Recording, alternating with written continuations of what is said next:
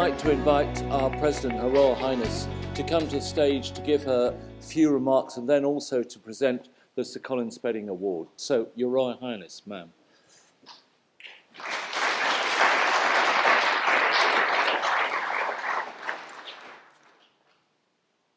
Thank you, Chair. Well, firstly, I'm delighted to be with you today. And there was a stage last July when I did wonder about that, but and remained on speaking terms with most of my equids since then. But I'd very much like to thank our chairman, Tim Bridgestock, for getting together the whole of this organisation for our 33rd National Equine Forum. And we're really delighted that Tim is back with us this year. But I hope you all feel that it's been an informative programme as well as an interesting one. You've had very good discussions and excellent presentations. And I'm very grateful for those who have chaired sessions, and particularly our guest speakers. And I have to say I'm particularly impressed and thankful to James Brooke and his father, Andrew. But I thought they both did an excellent job. And to be perfectly honest, if I was really going for underlining what we do here at the National Equine Forum and what it stands for, that's all I need to say, really, because I think they completely understood the real essentials of that relationship and why horses and ponies are such an important part of our lives. And I could just leave it at that. But I don't think you're going to be that lucky. Recognising individual skills, though, is something they really highlighted. It's not making assumptions about people, what they want to do and what they can do. These are very different things. One of the things that always struck me about the RDA was not so much that those who could do it, but the many people from outside riding who went, oh, I wouldn't do that. And that's a huge encouragement to those who do, because it is something that everybody not only wants to do, but can do. And doesn't that make a difference to your appreciation of and give you confidence in your own abilities? It's making sure that we have that experience available. And I hope you think that the forum helps in that respect, and that it is inspired to ensure that these opportunities genuinely are there for the future by bringing so many of you together who can see a way of how that works where you are and through the organisations you work with.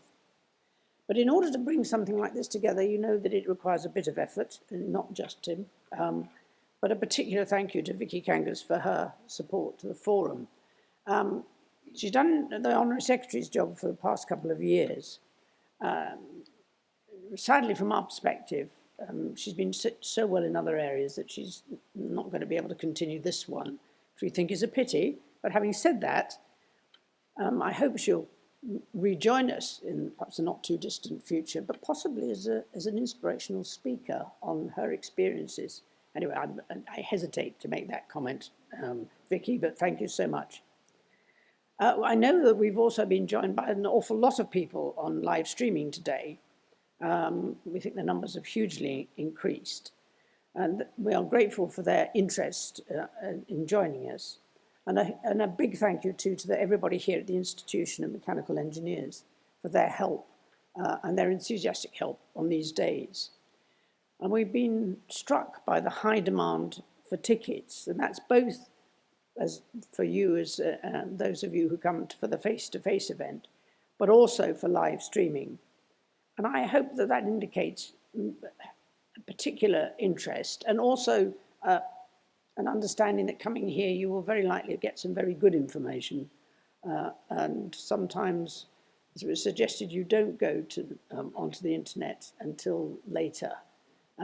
Come here first, honest, because it does reflect so many aspects of the equine sector, and it does it very well. I'd certainly like to reiterate Tim's earlier thanks to all of those in the forum family who've functionally a part of that family throughout the year. So they take forward many of the lessons learnt, the ideas, the headlines, the suggestions, and promote those in wherever they are. and keep the forum and refer to it as something to keep their access to information alive. And that live streaming is equally important to us, and a big thank you to our various sponsors, supporters, corporate friends, and those who also seen the scope for live streaming and have donated so that the live streaming this year is free. I think that's a very advanced approach, so thank you for that. But we have long-standing benefactors all over the country, and we are very grateful for that, because continuity, both in terms of support, but also in terms of those who carry the message and feed into the forum, is extremely important. I need to mention too the strategic review. The organising committee commenced last October. If you haven't already found it, which you might have done, it's on page 16, the reference in the programme. I just mentioned that. We are delighted, particularly great, firstly, that we feel that that's the right thing to do, but we've also had a considerable amount of support to do it. And to those of you who've also fed into the survey, will make it much more relevant and important to us in the future. So to the ability to increase our outreach through that free live streaming actually came from feedback from that involvement. So thank you. I hope that continues to prove to be helpful. And in developing the forum for the future, we want to ensure its sustainability and develop how it can support the industry to have greater impact. And that suggests that we need proper feedback from these meetings. Are we talking about the right things? Are we focusing on the right relationships?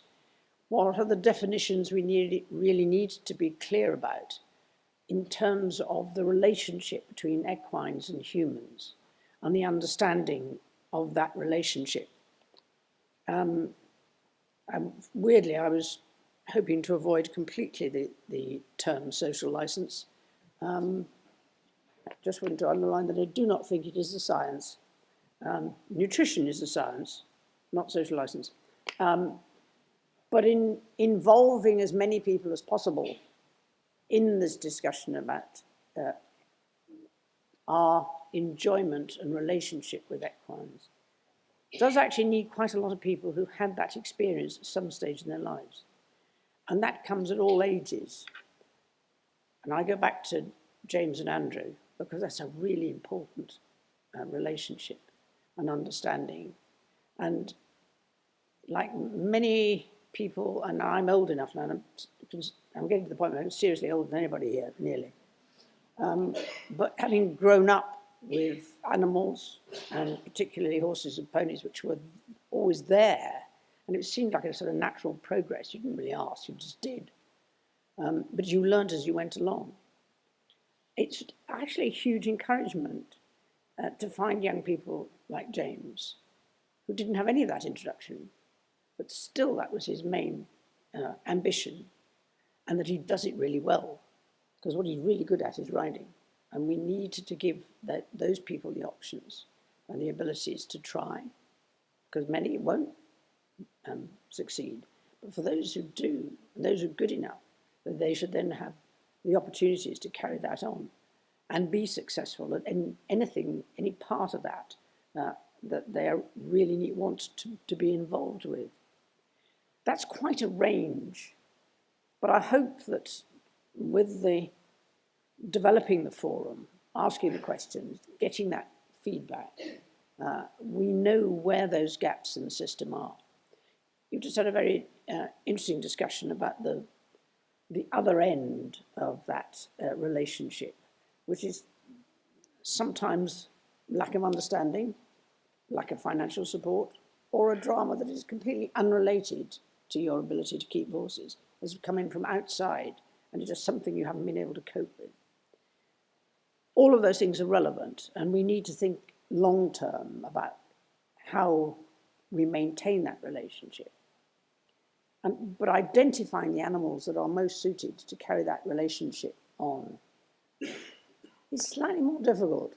I'm struck by the fact that the RDA background, there were some more groups who were very specific about the requirements for the animals that came into their groups. And there was a real testing process they went through.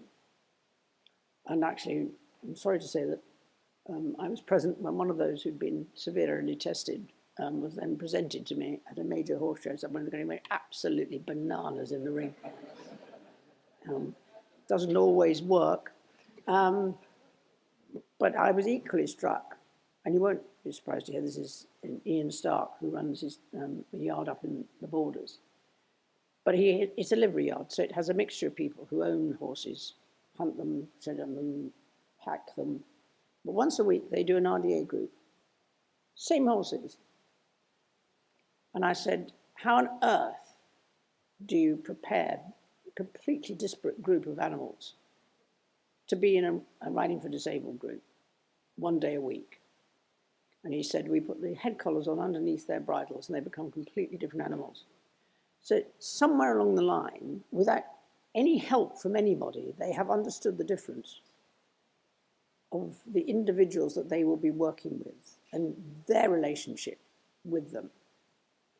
We can get too clever at this, and we do tend to sometimes overthink things, and horses don't do overthinking.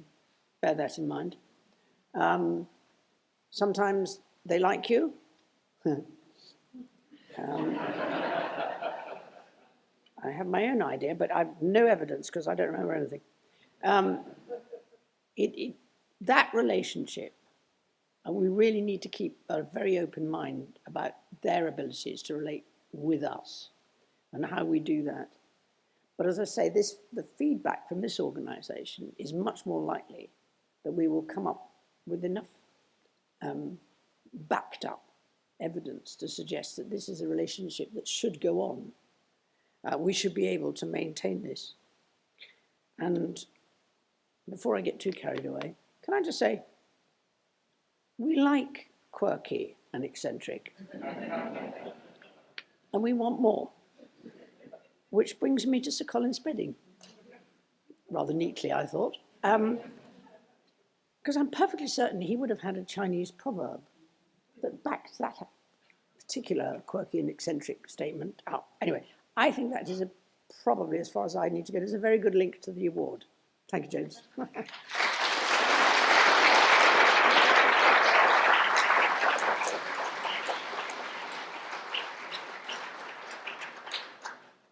Okay, the Sir Colin Spedding Award for 2025 is awarded to Jaya in recognition of her dedication to racehorse welfare.